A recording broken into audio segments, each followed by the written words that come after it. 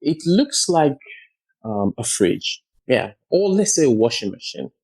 You a top loader washing machine where you throw in, it's open, you throw in your recyclable material. It lands on a platform where we use our camera image recognition and a bunch of other electronics to know what exactly has been thrown in and the quantity of it.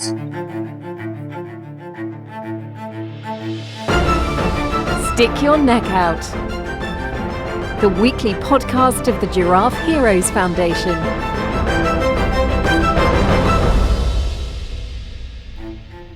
Welcome to another episode of the podcast to restore your faith in humanity.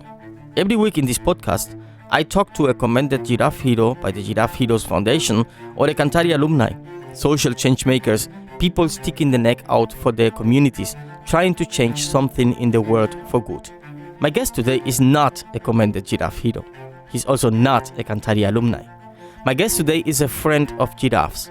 He will be the second person after our episode with Angela about TCM, who is a supporting member of the Giraffe Heroes Foundation. And in our podcast, also the Friends of Giraffes find a platform to tell their stories, because also the Friends of Giraffes are, in their own way, sticking their necks out. Today's podcast is about artificial intelligence and recycling. As we all know, efficient waste management is one of the great challenges of our times. The good news is that new digital technologies can make life much easier for municipalities, residents and companies.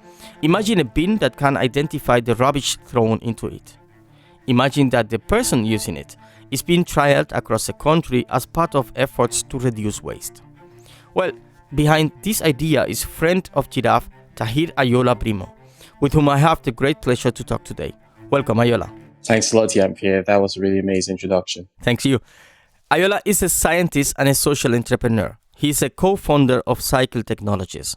Cycled Technologies helps users who want to recycle more and reduce their general waste collection bill by using a SmartBin.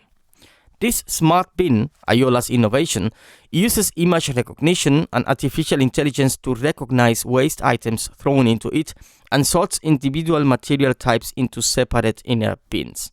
But I'm sure he can explain it better. So, Ayoola, it seems that you have identified a clear problem statement. What exactly is your product and its value proposition? Yeah, sure. I think you kind of like already touched it a bit in that we are developing a smart waste bin. The bin basically solves the problem of contamination of recyclables that are thrown into a regular bin. And I'll give you an instance. When you have a bin that's open and you throw in a material that's recyclables, you put it in the right bin, you could have 80% of the people doing the right thing, putting the right material or the right waste item in the right bin. But if you have 20% of the people just coming there and throwing a slice of pizza or a cup of coffee, you kind of stain the material which you're collecting, the recyclables. Now, going downstream, what that does is that it makes it more difficult, more expensive, and sometimes not even worthwhile to recycle the material because they need to go through a cleaning process.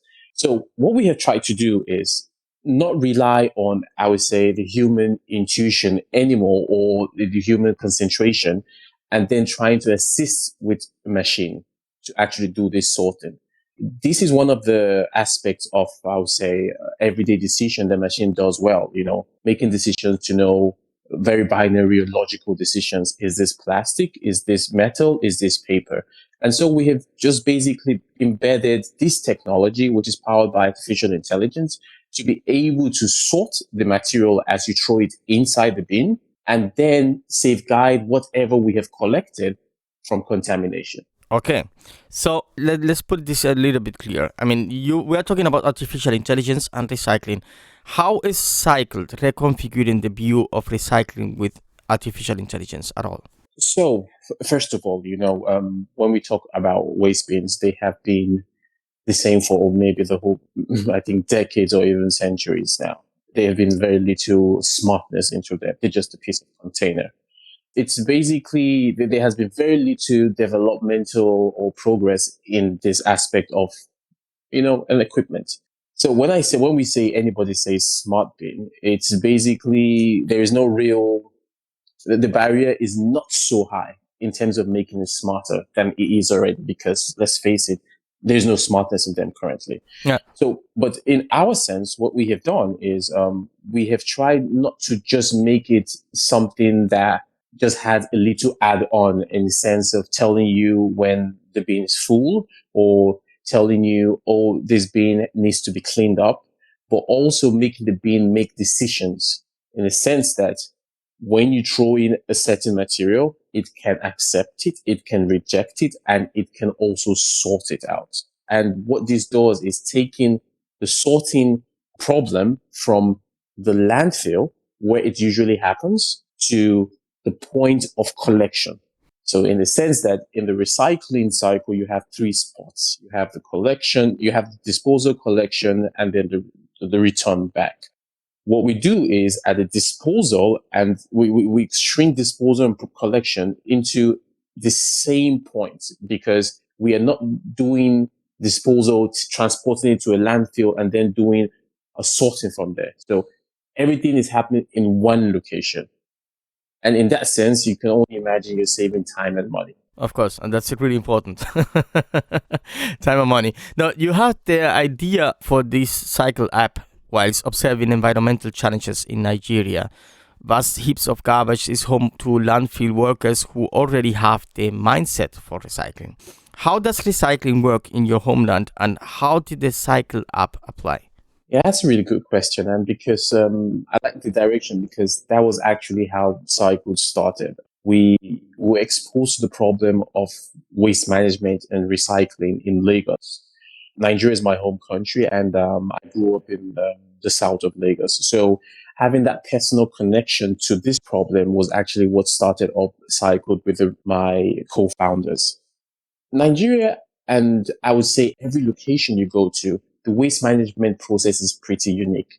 Or specifically Nigeria is, I would say, extremely unique, because we have a system where you can say that the informal waste collectors, that's the people who are going to the landfill to pick up the recyclables from there, those guys are the pillar of sustainability in the waste management sector in Nigeria, because that's where most, or I would say close to 75% of recycling is being collected at the landfill. And it is not an organized or a formal sector. It's people just trying to make a living. As you can imagine, these are very poor people. These are people who are working in an environment that it's not healthy. And that's why, of course, no one can actually formalize that sector. Looking at that, we thought there had to be a better way. And we looked into, different kinds of solutions, and later realized that, this problem is actually universal. It's not just a Nigerian problem. But specifically for Nigeria, we thought about it and said, it's the same issue. You take this material, you put it into a bin, you pile it up with every other material, like other waste items, paper, plastic, apples, banana peels, whatever. You plug them all together, put them in a truck, and go throw them in a landfill. In that landfill, you then have the informal waste workers picking out the recyclables or the valuables from there. It didn't make any sense. If it's valuable, why does it go to the landfill? You don't see people throwing diamonds or money into the bin and taking it to the landfill. Right at the source, you can just collect it from there since it has value. And if you collect it from the source, the value even increases. So it just made sense for us to break that line and connect the informal workers directly to the source. Rather than them going to pick it up from the landfill, they can pick it up directly from the people who generate the waste. And that's what the Cycled app does. It basically connects the informal waste sector to the direct source of the waste. And in a sense that you can look at it like an Uber for waste, in the sense that when someone had waste recyclables as accumulated at a location, a request is being sent, and the closest informal waste collector gets that request, and he picks up his clean, sorted, and more valuable recyclable to earn some more money. I find really interesting that you said that these people are the pilots of sustainability, because a few years ago, if I'm wrong, please correct me. I think the Secretary of the State Government in Lagos, Nigeria, said that investigations had revealed which was the problem that caused floods. And apparently, cart pushers were responsible for most of the illegal dumping of waste in canals and road medians at night, which then resulted in floodings. How is the situation of the cart pushers in Lagos? Yeah, you're right, and that report came out, I think, about 2 years ago. Like you said, 2 years ago. It is very, I'll say, it is sad that this could actually be the case, if it's actually the case. But what really would be the cause for that kind of behavior is, again, going back to contamination.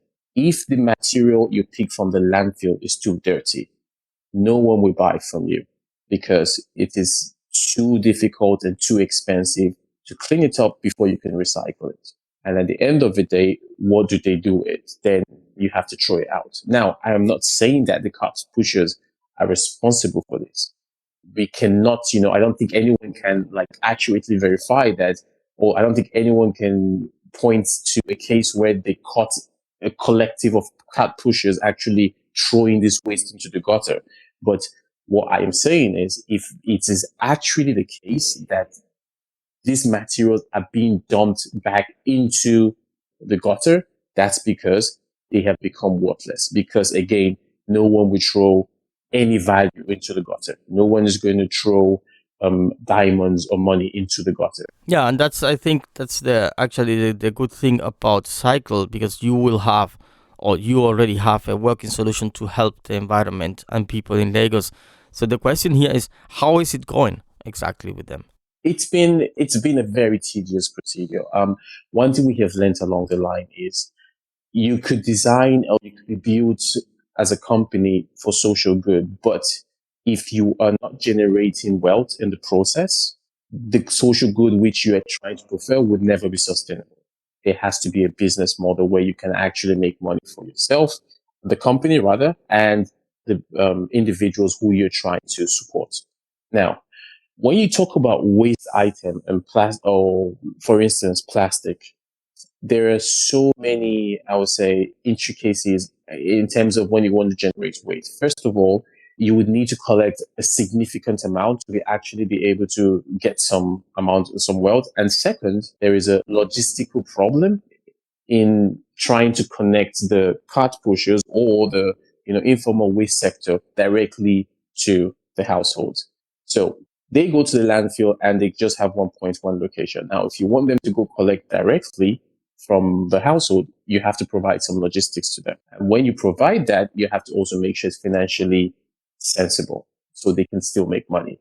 So we have had to kind of iterate several times. And this is why we came up with the SmartBin, in the sense that you don't want a collector to get a request of only 5 plastic bottles and have to go 10 kilometers to go pick that, where his fuel is even orders of magnitudes more expensive than the amount of plastic he's collected.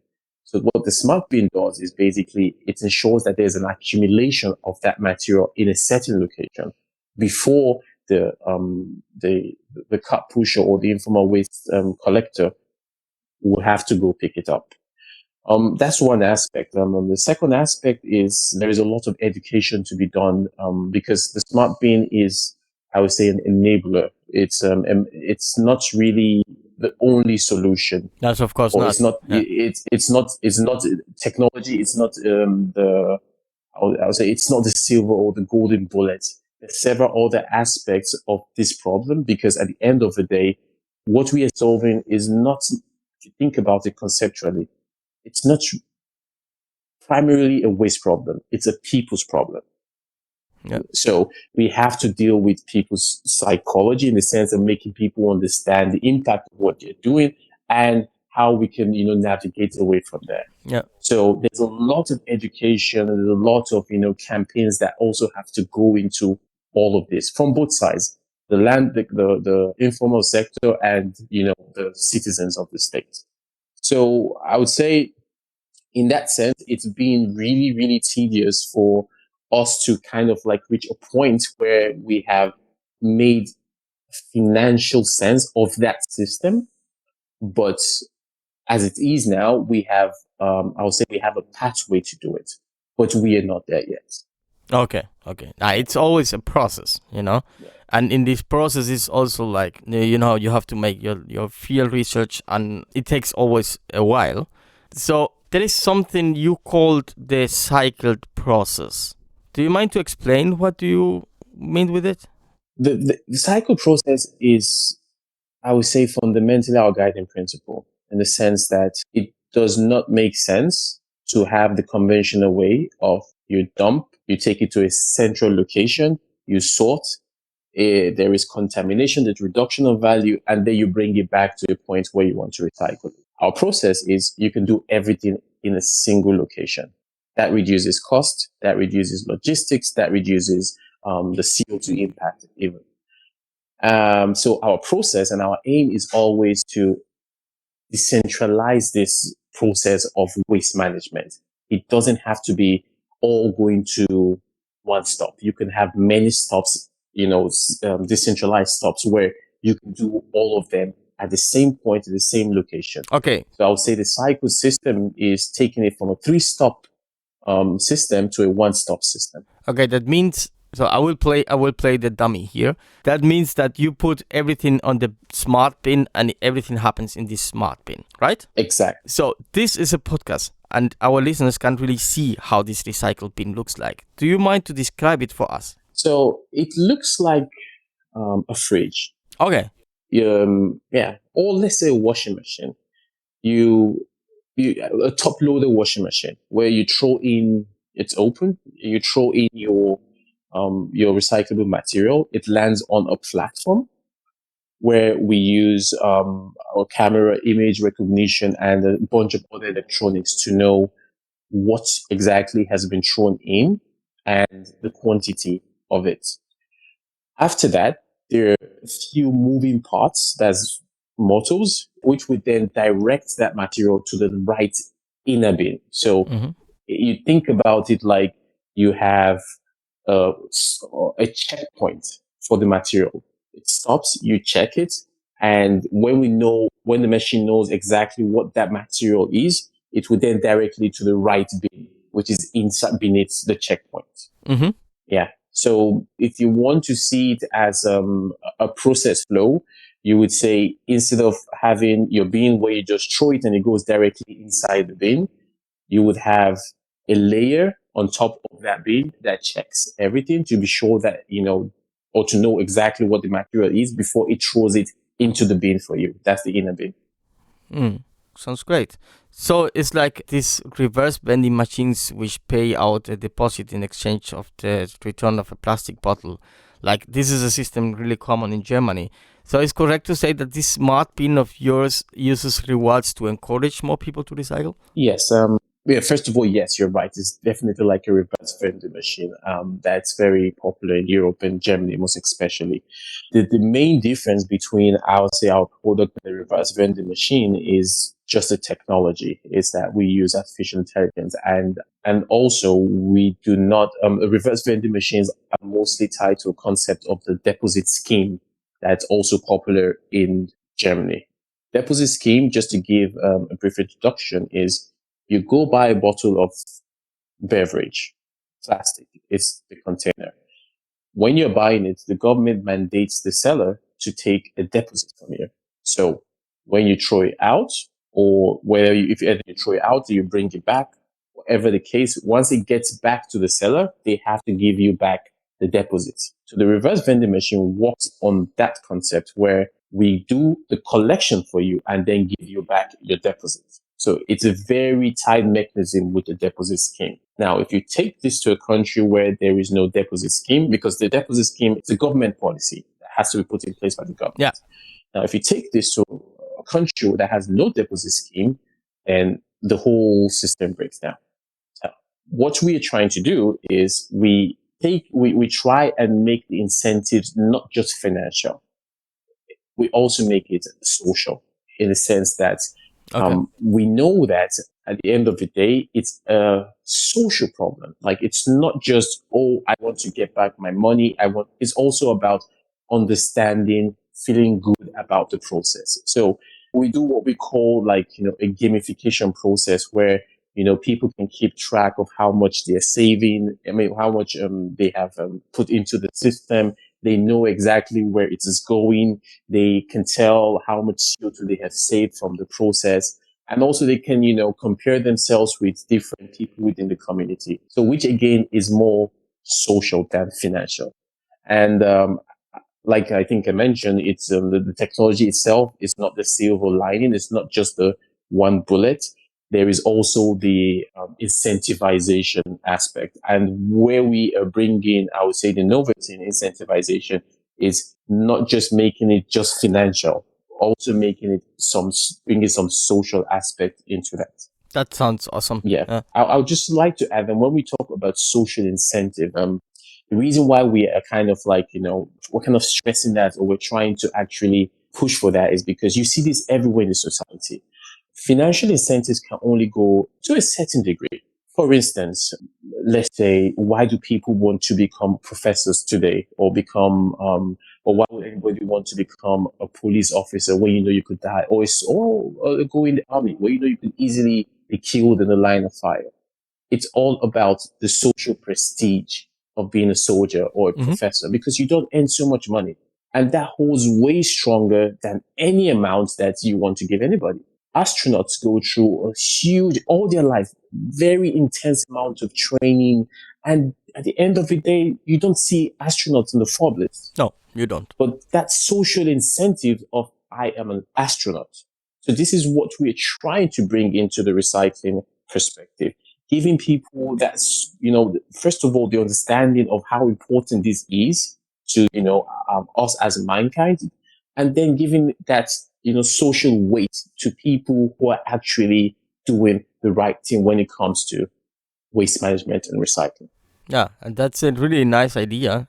How did you come up with this whole idea? Did you always know that's the direction I want to take? So in order to get there, I have to study engineering, do a PhD, etc. Or how was the process? No, I think most times, the way these things work is it's kind of like an energy that pulls you. You don't necessarily know where you're going in a direction, but it just feels good every single step along the line.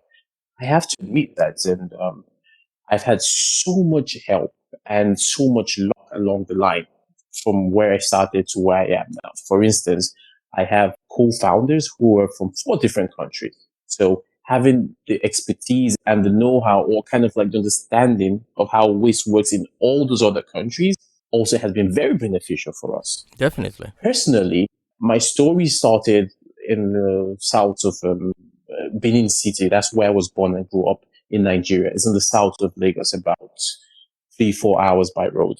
And I grew up on a farm. My mom had a chicken farm. She still has a chicken farm. So now the process in which way it works in chicken farm is when you have chicken and they give you eggs, there's one byproduct. They shit a lot and it smells a lot, and you have to then take care of that. I have worked in the farm like almost, all my life, and it got to a point where you take this chicken shit, literally. I'm not trying to curse here, but you take it and you dump it somewhere. And when you dump it, every single time the smell is disturbing, other farmers and there's always this complaints, like always have problems with the government. And then doing a little bit of research, I realized that just north, another, I think about 500, 600 kilometers north of where we are, they had huge farms that actually pay for these things. So what was our waste was actually their value. So very easily, just got to logistics, started sending it there, and they started selling and making some money. So the concept of waste to value actually kind of I would say originated from that. So looking now, fast forward about, I think, another 10, 15 years down the line when I was doing my master's in Abu Dhabi. we met again with some, a few Nigerians who came for the World Future Energy Summit, and we were talking about, the problems, plentiful problems in Nigeria. But one thing that stuck to me was the problem of waste, because it brought me back. Like, if we could solve this problem in my mom's farm with this simple approach, we can possibly just, think about something similar from a universal scale, and then solve the problem of, waste pollution. It wasn't as straightforward. It hasn't been as straightforward as my mom's farm's problem, of course, but I would say it's exactly the same concept. And the idea of actually having co-founders that have lived and grew up in different other environment, bringing that expertise on the table, has then just been a blessing. But was it planned? No. Did I plan to come to the UAE and just do waste? No. I was working on energy, but it was never planned. I think this is the way it goes. It's energy that was drawn to me, that felt really good. I was also really drawn to the magnitude of the problem, the size of the problem. It's a huge problem. And as an engineer and, in quotes, scientist, what really excites me is basically solving problems. And the bigger the problems, the more excitement you get, after you have a solution. So it felt like something that, I should be doing. Yeah. Problems and solutions. These are two good words. One of the major benefits that people often overlook is the impact that recycling programs can have on a community. How can recycling impact a community? Environmental, but also, and most importantly, socially impact a community? Yes, that's a good question, and I think we can go like days talking about it. But let's keep it simple. Yes, but from an environmental perspective, it's very simple. Like, you need way less energy to convert an aluminium can into waste aluminium can into another aluminium can than going through the whole process of getting aluminium from bauxite and then into an aluminium can. I think you save close to more than half of the energy you use. So from that translates to carbon CO2 savings and, of course, an environmental impact. You can say the same for every other material. It is, you think about it, you have recycling is kind of thinking about either starting to build a house from scratch by just giving a bare barren land, or something that already has a foundation and has the bricks around, which is going to be easier and cheaper for you, which is all going to be faster, which is going to have less impact on the environment. That's how recycling works. So obviously, it is easier, cheaper, less environmentally expensive for you to recycle. That's common knowledge. From a social perspective, there's so many things that go into it. I'll stick to something that is not very obvious because I think maybe that could be to be enlightening. When it comes to waste, if you have a house or you have your home close to the dump site, it's obvious that the value of that home is going to be less than any other place in the city. Definitely. For sure. Health-wise, there are proven studies that shows that you're also going to be having negative impact from a health perspective because you're closer to an unhealthy environment. So, first of all, if the value of your home is less just because it's close to a dump site, there is a social, I would say, segregation there already. You're being put in, I'll say, a lower social status already. And the valuation of that building or your house is going to keep reducing as more and more waste comes to that place. So that's just one angle to look about it, how it could negatively impact us as a people. What about how that can positively impact us?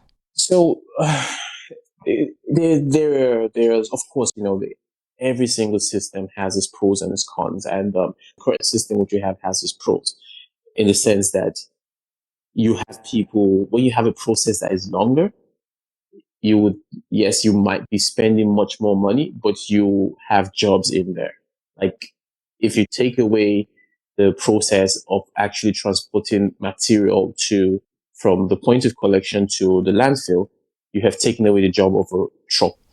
Yeah, that's right. Yeah. And so if you want to look at it from, in quotes of the pros, there is it's not efficient, but you're actually giving more jobs. But this brings us to now the argument of, does technology actually take jobs from people or not? And this is a definite, because you could argue that the truck driver, you can basically teach him to be an entrepreneur who will then be dealing waste by collecting in his own location. Or you can teach this truck driver to now be into waste transformation, which is more of, I would say, an impactful job for everybody. Because if you say, okay, I'm taking all the truck drivers, I'm teaching them how to transform waste into a new material, they have their own business, and, it's good for the environment. I think the difficult part is like, to take this man you talk about, like, for example, and to say, okay, now you have to learn something else.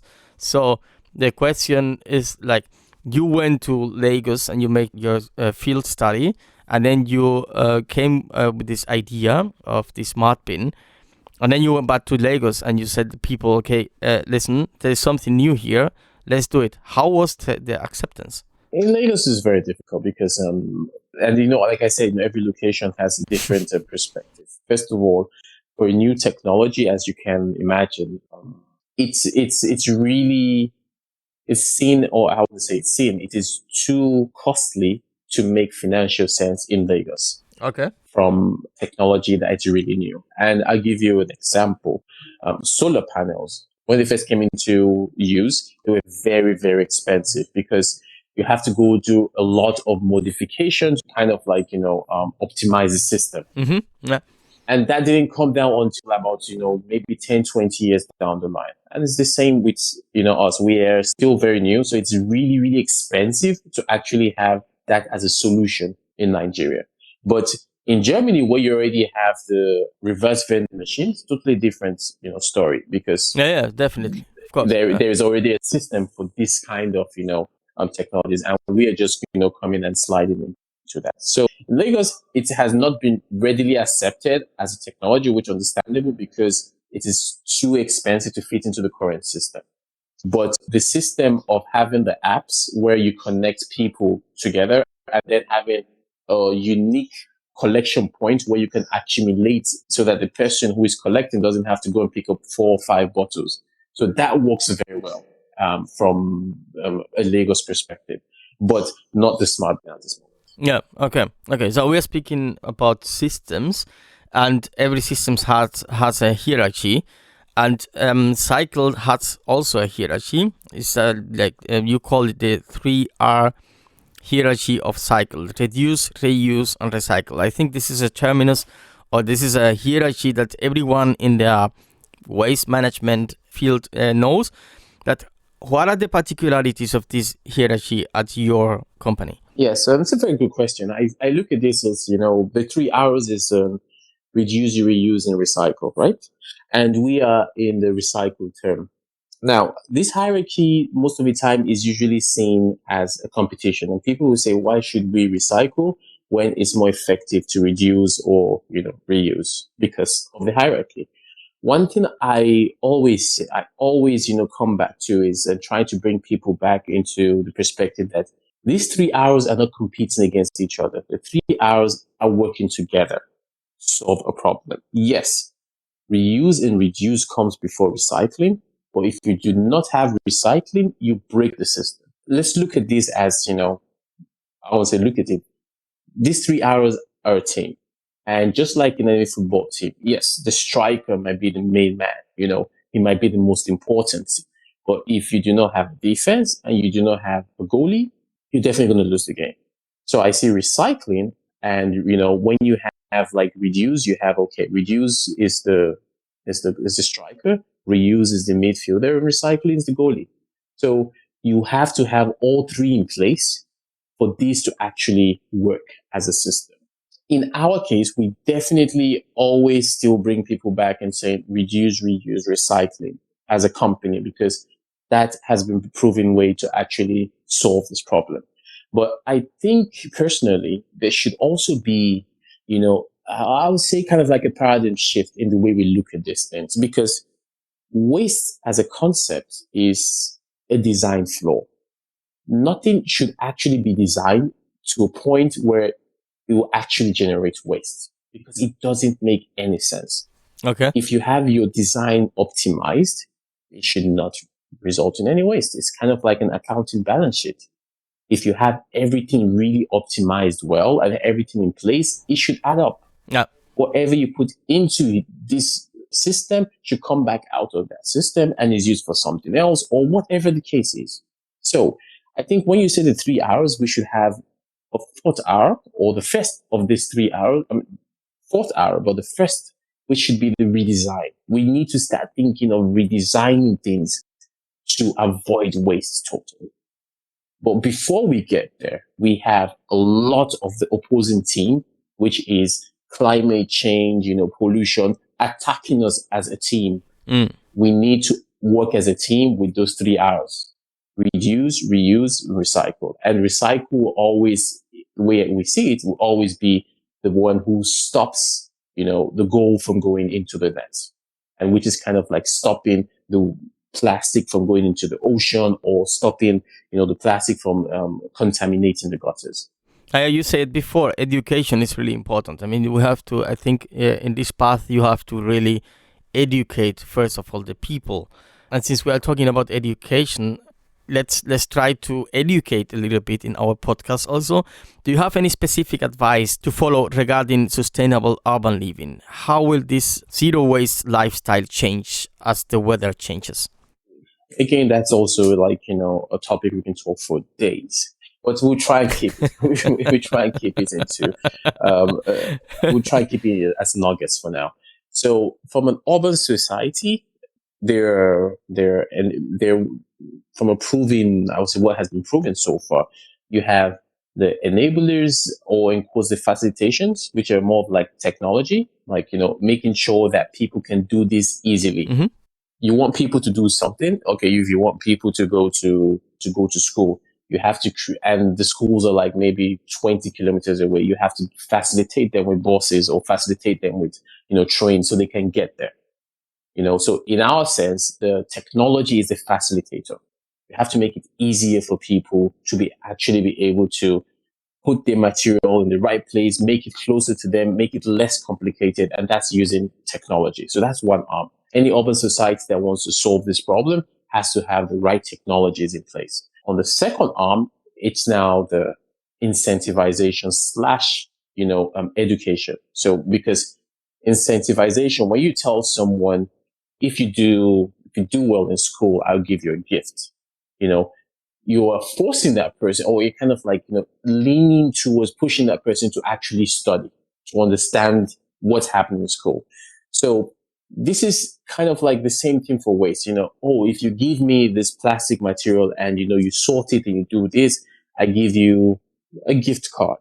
You're kind of inclining or pushing the person to understand, okay, this is how I should sort it. This is how I should, package it. This is how I should, place them. So it's kind of like, assisting the education process. So when it comes from an urban society, just to rephrase the 2 points I'm making here, I think what's really important is having the incentives / education and the facilitation technology. So combining these two makes it, because if you have one or the other, you have a technology there and nobody knows how to use it or nobody knows why it's there. It's just going to lie there. If you have all the incentives in the world and you don't have a way to actually make it easier for people to do it, it becomes also a problem. So bringing these two aspects together is what I believe would actually increase the chances of succeeding as an open society. Yeah, that's right. But I will play the dummy again. Incentives are really clear. It's normal. You do this, you get that. So, but how is this artificial intelligence, this technique, helping recycling become more, let's say, circular? So the artificial intelligence, it's not falling under the incentive aspect. It's more of the facilitation aspect, in the sense that you have some materials that are very difficult for people to understand which category they fall into. You have, I think, tens of different types of plastic. And if you want someone to actually recycle, and you're telling him, okay, put P here, put PP here, put PET there, then trying to understand which of them is PET, which is PE, which is it's kind of like, strenuous. But if you then make that learning process a bit easier by saying, throw this material inside, I would figure out what it is and I'll let you know. So you're giving back the education, saying, okay, I have facilitated to make sure you get it right, but I'm also giving you feedback so you know exactly how it should be done next time. So again, the AI is more of a facilitator than an incentive, but you would need not just the facilitator, you need facilitation and incentives in order to make this work. There is another thing I was eager to ask you. In the waste management industry, there is a controversy on single versus multiple stream recycling. Can we break down the concept for those listeners who are not waste experts? Yeah, sure. That's a very interesting topic to go into in waste management because, like you rightly said, it's a huge controversy. And what it means is when you say single stream, it means that you would have different bins for different materials so that or different recyclables rather, so that when you pick the bin, I have only this type of material in here. Multiple stream means that you have only one bin and you take all of the recyclables inside that bin. Then when you pick the bin, you have all the recyclables, you take it to the recycling facility, and then you have to sort it out yourself. Now, the controversy is that with a single stream, you have a bin, you would hardly ever actually get a single stream because you would have the odd 10, 15% of the people who are not paying attention or who might be malicious or not, that contaminates the single stream. So you still have to do some sorting when you get to the recycling facility. So people say, if we still have to do some sorting in the recycling facility, why don't we just make it easier for everyone to know, throw everything recyclable in this bin, and then we sort it out in the facility. Now, the controversy is which of them makes more sense in terms of time, money, and actually recycling. You have different sides of the coin. I am more into obviously the single stream, but I think the single stream could be made more efficient. And this is what we try to do at Cycled. We try and ensure that when we say single stream, it is actually always going to be single stream by using our AI to ensure that there is no odd 10, 15% contamination inside that single stream. Okay, I see. We are almost at the end of our podcast. Thanks, first of all. Thanks for this explanation. I think our listeners out there who are not waste experts are going to appreciate it a lot. Before we finish, last time when we met in Dubai, gosh, it seems like a really long time ago, but it was just more than a year. Anyway, since we both are global citizens, so to speak, you are a Nigerian living in Abu Dhabi, me a Cuban living in Germany. I can remember we had this talk about how is it to go home, back to the country of your origin. And I think for you, it is very clear you want to apply and invest the know-how and assets you are gaining back to your home country, Nigeria. Yet it's important, once you go back, you want to go well equipped. I remember you saying this is only possible if you are successful abroad. I think this is a very interesting issue, certainly common among most people who once left their place of origin, like me, for example. Would you mind elaborating this idea a little bit? Yes, like you said, it seems like ages ago, but that was just that was pre-COVID, I would say. Yes, I think you have kind of touched on that point. Like you have kind of explained the framework here. The way we see it, or the way it is in the world these days, is nobody wants to, or what we call intelligence, or what we call organized reasoning as a society, is learning from the past. If someone comes and a person leaves a certain community, he goes somewhere else and he keeps failing and failing and failing outside.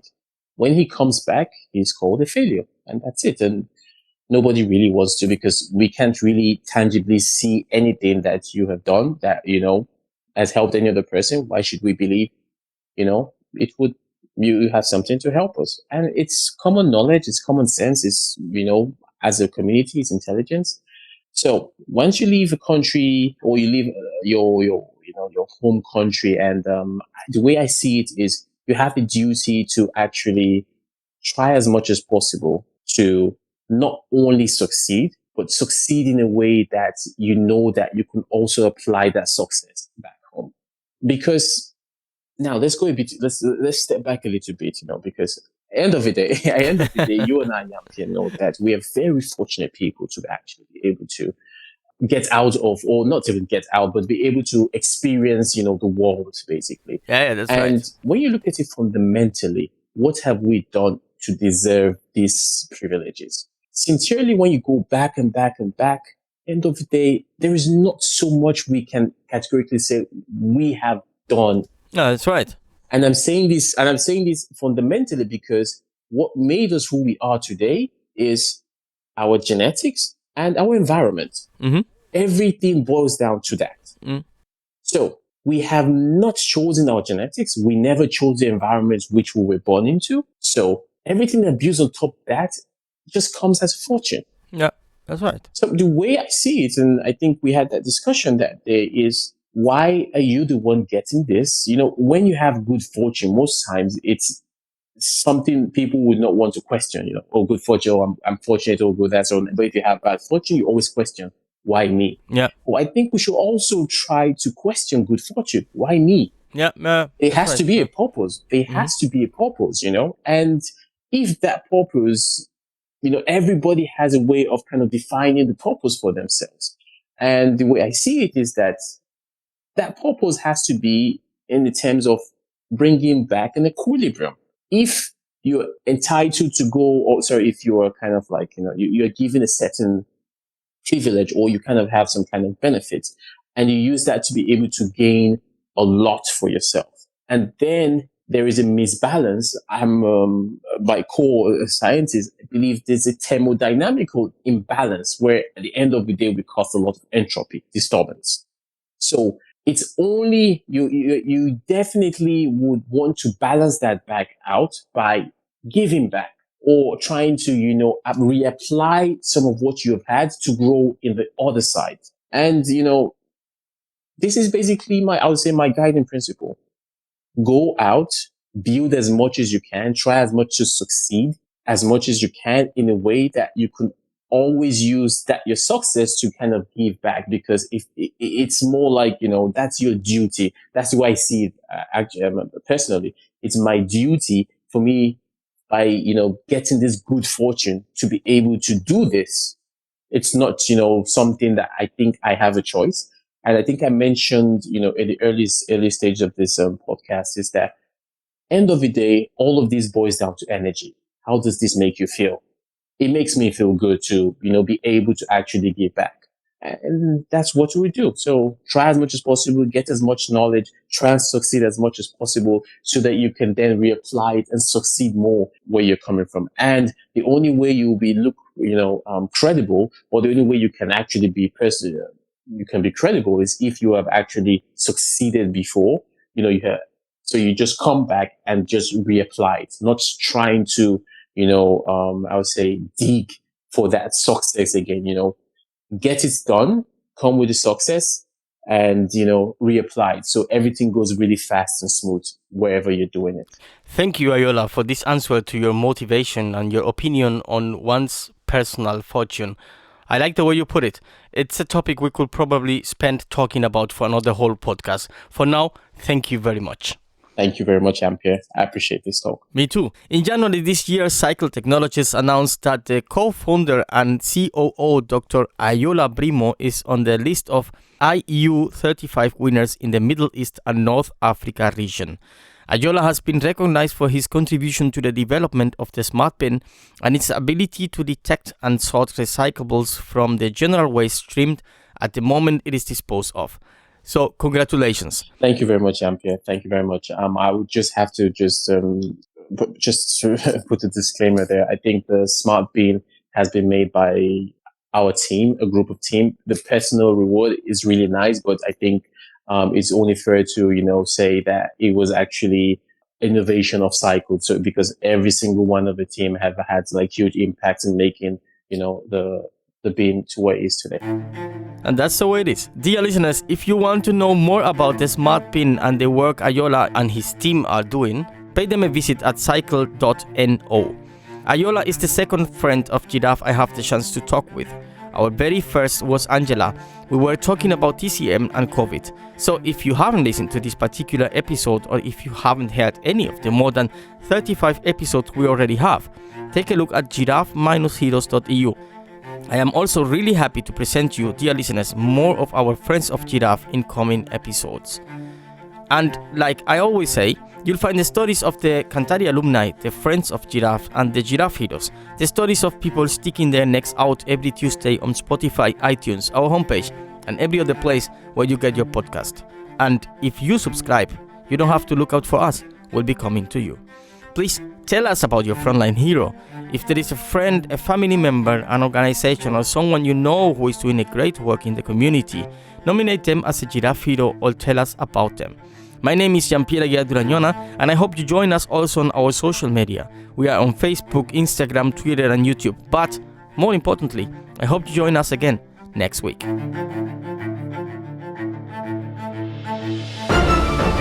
Stick Your Neck Out, the weekly podcast of the Giraffe Heroes Foundation.